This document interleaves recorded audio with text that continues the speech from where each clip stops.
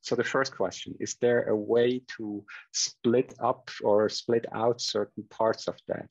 Because till now, I only see like you have YAML documents in one drone YAML, but. Yes, good question. So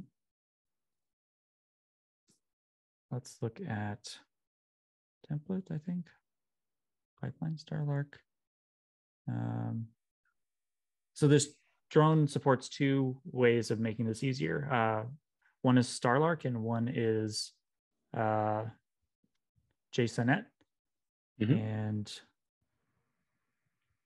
yeah, so you can generate pipelines with either.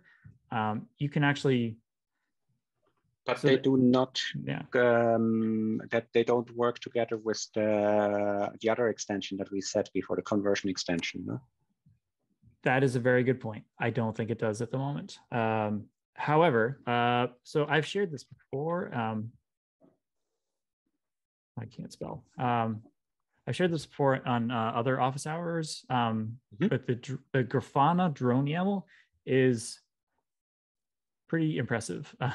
Grafana uses drone, and their drone YAML is 5,000 lines long, and they don't manage that by hand. Thank goodness. They use, come on GitHub. They use Starlark. So they create a file like this where they have, includes, or they load certain sections so that they're not all in one file. And then you can, if you weren't using a conversion extension, which you are, so I don't think you can, it would be nice if we could get that fixed so that you could use it. But I think you're right. At the moment, you can't combine a conversion extension and Starlark or JSONet support. But the next best thing is you can use the Drone CLI to generate the Drone YAML from your Starlark or JSONet, and then check in the resulting Drone YAML.